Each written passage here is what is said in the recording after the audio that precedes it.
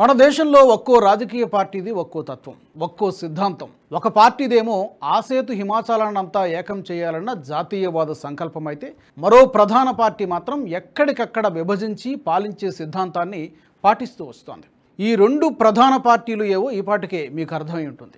జాతీయవాద దృక్పథంతో దేశ సర్వతోముఖాభివృద్ధికి నిరంతరం పరితపిస్తూ అఖండ భారతాన్ని సుసంపన్నం చేసి 2047 నాటికి అన్ని రంగాల్లో మేటి అనిపించుకోవాలన్నది మోదీ నేతృత్వంలోని బీజేపీ సంకల్పం. ఇక దేశానికి స్వాతంత్ర్యం వచ్చిన నాటి నుంచి దాదాపు 7 దశాబ్దాల పాటు పరిపాలించిన కాంగ్రెస్ పార్టీ మాత్రం ఎప్పటికప్పుడు విచ్ఛిన్నకరమైన ఆలోచనలతో విభజించి పాలించు అన్న సిద్ధాంతాన్ని పాటిస్తోంది. ఇక అసలు విషయానికి వస్తే 2014 వరకు నిత్యం సరిహద్దు చొరబాట్లు అనేవి భారత్కు పెద్ద సమస్యగా ఉండేవి. 7 దేశాలతో సరిహద్దును కలిగిన భారత్కు పాకిస్తాన్, చైనా, బంగ్లాదేశ్, మయన్మార్, నేపాల్, భూటాన్, శ్రీలంక సరిహద్దును పంచుకుంటున్నాయి. ప్రారంభంలో ఆయా దేశాల నుంచి రాకపోకల విషయంలో గత కాంగ్రెస్ ప్రభుత్వం మెతక వైఖరి పాటించడంతో సరిహద్దుల్లో అక్రమ చొరబాట్లు పెద్ద సమస్యగా మారిపోయాయి. సరిహద్దు సమస్యలను కట్టడి చేయకపోతే శత్రువు పక్కలో బల్లెంలా తయారవుతాడు. ఆ విషయంలో 2014 వరకు గత యూపీఏ ప్రభుత్వం సీరియస్గా లేకపోవడం దాయాది చొరబాట్లకు మంచి అవకాశాన్ని ఇచ్చినట్టయింది.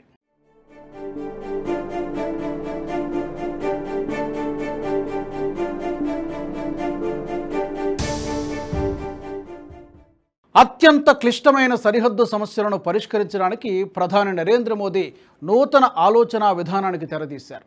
పక్క దేశంతో సరిహద్దుల్లో ఉన్న భారతదేశ గ్రామాలను చివరి గ్రామం అనే భావనను చెరిపేస్తే అదే మన మొదటి గ్రామం అన్న భావనను మొదలుపెట్టారు. పాకిస్తాన్, చైనా, బంగ్లాదేశ్ ఏ దేశం నుంచైనా సరిహద్దును విభజించే క్రమంలో మొదలైన గ్రామం మన మొదటి గ్రామం అని స్పష్టం చేశారు మోదీ. గత కాంగ్రెస్ పరిపాలనలో భారత్కు చివరివి అని చెప్పుకున్న గ్రామాలు ఇప్పుడు మొదటి గ్రామాలుగా మారిపోయాయి. ఫలితంగా ఆయా గ్రామాల రూపురేఖలే మారిపోతున్నాయి. చిట్ట చివరి గ్రామంలో కనీస మౌలిక వసతులు లేక అటు పక్క దేశ చొరబాట్లను తట్టుకోలేక ఇబ్బంది పడుతున్న ప్రజలకు మోదీ సర్కార్ అనేక నజరానాలు ప్రకటించింది. సరిహద్దు గ్రామాల్లో రోడ్లు, తాగునీరు, విద్యుత్తు సరఫరా, వ్యాపార, వాణిజ్య సదుపాయాల కల్పన, మెరుగైన ఉపాధి అవకాశాలు వంటివి కల్పించి బోర్డర్ విలేజెస్ ప్రజల ఆధారాభిమానాలను చూరగొంటోంది. కాంగ్రెస్ बॉर्डर के गांवों को आखिरी गांव मानती थी. भाजपा ने इनको पहला गांव बनाया है. अब वाइब्रेंट विलेज प्रोग्राम के तहत सीमा से सटे गांवों का विकास किया जा रहा है. यहां जम्मू रिंग रोड पर भी तेजी से काम चल रहा है. इससे यहां जाम की समस्या तो कम होगी ही, आसपास की तहसीलों के दर्जनों गांवों को फायदा होगा. साथियों, आज जम्मू की सड़कों पर इलेक्ट्रिक बसें चलने लगी हैं. जम्मू रेलवे स्टेशन को आधुनिक बनाया जा रहा है. जम्मू एयरपोर्ट का विस्तार किया जा रहा है. भाजपा सरकार ने बाह किले से महामाया मंदिर तक रोपवे को भी शुरू किया है. जम्मू रीजन में पर्यटन को बढ़ावा देने के लिए अनेक स्थानों को विकसित किया जा रहा है.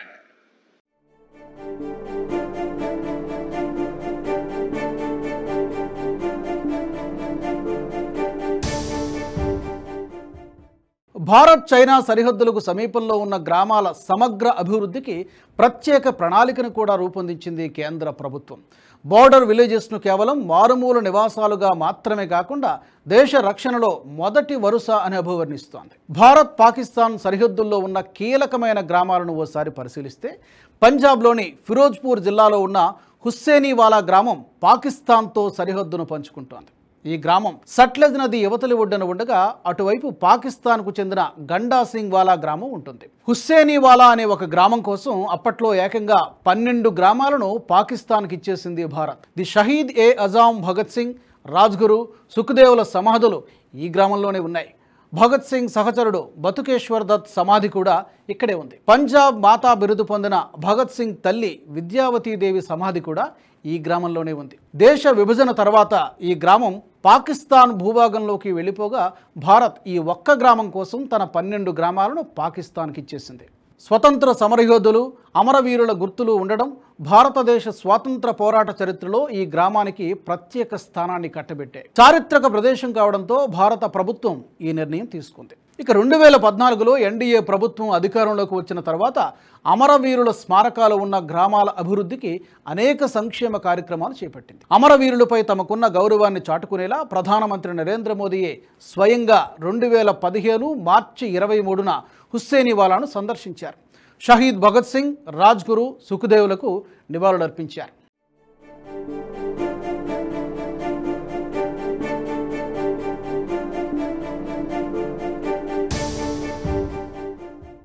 ఇక జమ్మూ కాశ్మీర్లో పాకిస్తాన్ సరిహద్దుల్లోని గ్రామాల అభివృద్ధి లక్ష్యంగా మోదీ ప్రభుత్వం ఆర్టికల్ 370ని రద్దు చేసింది.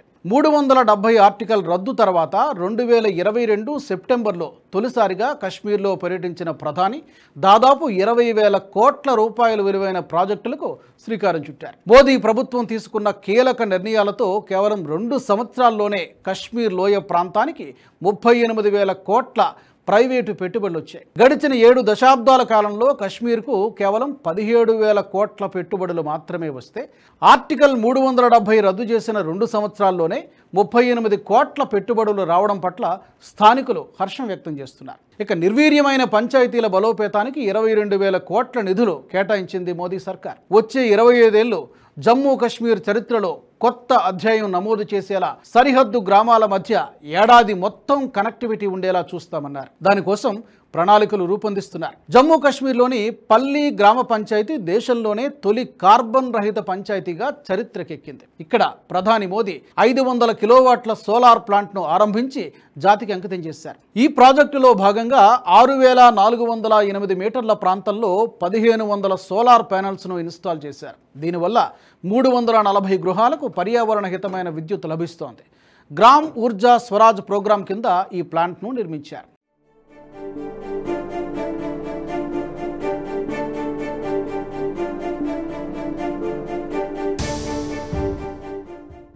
భారత్ చైనా సరిహద్దుల్లో మౌలిక సదుపాయాల అభివృద్ధి కోసం కేంద్ర ప్రభుత్వం అనేక కార్యక్రమాలను చేపట్టింది. లద్దాఖ్, హిమాచల్ ప్రదేశ్, ఉత్తరాఖండ్, సిక్కిం, అరుణాచల్ ప్రదేశ్ ప్రాంతాల మీదుగా చైనాతో భారత్ 3,488 కిలోమీటర్ల పొడవైన ఉమ్మడి సరిహద్దు ఉంది. ఈ నేపథ్యంలో సరిహద్దుల్లోని గ్రామాల మౌలిక వసతులను మెరుగుపరచడం, ఉపాధి అవకాశాలను పెంపొందించడంపై దృష్టి పెట్టింది కేంద్ర ప్రభుత్వం. ఉదాహరణకు ఉత్తరాఖండ్ సరిహద్దులోని 100 గ్రామాల్లో ఉపాధి అవకాశాలు పెరగడానికి కూడా దోహదపడే విధంగా ప్రణాళికలు రూపొందించింది. పితోరాగఢ్, చమోలి, ఉత్తరకాశీ, ఉధంసింగ్ నగర్, చంపావత్ జిల్లాల్లోని 100 గ్రామాల్లో ఇంటిగ్రేటెడ్ మోడల్ అగ్రికల్చర్ విలేజెస్గా వీటిని అభివృద్ధి చేయాలని రాష్ట్ర ప్రభుత్వం కేంద్రానికి ప్రతిపాదనలు కూడా పంపించింది. ఇక వ్యవసాయం, ఉద్యానవన పంటల సాగును కూడా ప్రోత్సహిస్తారు.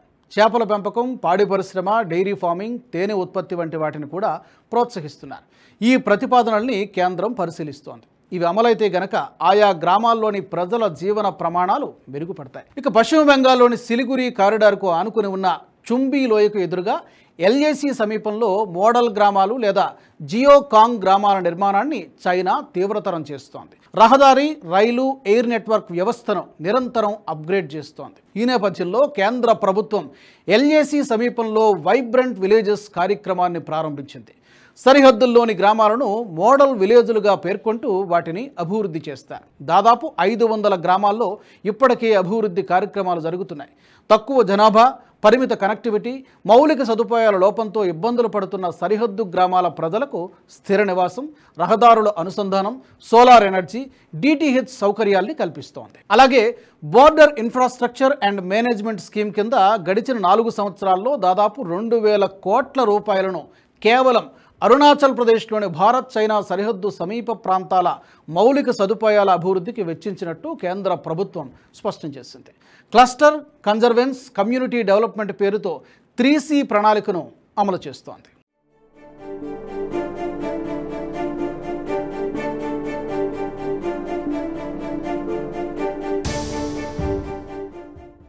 బంగ్లాదేశ్ నుంచి భారత్లోకి అక్రమ చొరబాట్లను కట్టడి చేయడంతో పాటు సరిహద్దుల్లోని గ్రామాల అభివృద్ధికి ప్రభుత్వం సమర్థవంతమైన ప్రణాళికను అమలు చేస్తోంది. ఇటీవల బంగ్లాదేశ్లో మారిన పరిస్థితుల నేపథ్యంలో సరిహద్దుల వద్ద నిఘాను మరింతగా పెంచింది. భారత్తో కయ్యానికి కాలుదువుతున్న బంగ్లాదేశ్ ఆట కట్టించడంతో పాటు సరిహద్దు గ్రామాల ప్రజలకు ఇబ్బందులు కలగకుండా అనేక చర్యలు తీసుకుంది. పశ్చిమ బెంగాల్లోని మమతా బెనర్జీ ప్రభుత్వం అక్రమ చొరబాట్లను సీరియస్గా తీసుకోకపోవడంతో కేంద్ర బలగాలు నిరంతరం నిఘాను పెంచుతున్నాయి. ఇక హిమాచల్ ప్రదేశ్లోని కిన్నౌర్ జిల్లాలో ఉన్న చిట్కుల్ గ్రామం ఇండో చైనా సరిహద్దుకు సమీపంలో ఉంటుంది.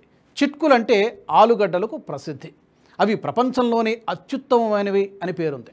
దీంతో ఆహార వాణిజ్య పంటలను ప్రోత్సహించడంతో పాటు చలికాలంలో ఆవాసాలను మార్చుకునేలా స్థానికులకు ప్రభుత్వం సహాయ సహకారాలు అందజేస్తోంది. భారత్ మయన్మార్ సరిహద్దులను ఓసారి పరిశీలిస్తే మణిపూర్లోని ఇండో మయన్మార్ సరిహద్దుల్లో మోరెహ్ అనే గ్రామం గురించి చెప్పుకోవాలి. ఇక్కడ ఎక్కువగా మొయితీ కమ్యూనిటీ ప్రజలు నివసిస్తూ ఉన్నారు. బర్మీస్ పట్టణం టము సరిహద్దుకు దగ్గరగా ఉన్నందువల్ల ఇది వేగంగా అభివృద్ధి చెందుతోంది. అయితే స్థానికంగా ప్రజలకు సరిహద్దు వివాదాలు ఇబ్బందులను కలిగిస్తున్న నేపథ్యంలో మణిపూర్ ప్రభుత్వం కేంద్ర ప్రభుత్వ సహకారంతో అభివృద్ధి కార్యక్రమాలను చేపడుతోంది. అవి నిరంతరం కొనసాగితే అక్రమ చొరబాట్లు తగ్గిపోతాయి. సరిహద్దు ప్రాంతాల అభివృద్ధికి ఆటంకాలు ఏర్పడవు. తద్వారా అక్కడి ప్రజానీకం యొక్క జీవన ప్రమాణాలను మెరుగుపరచడం సులభమవుతోంది.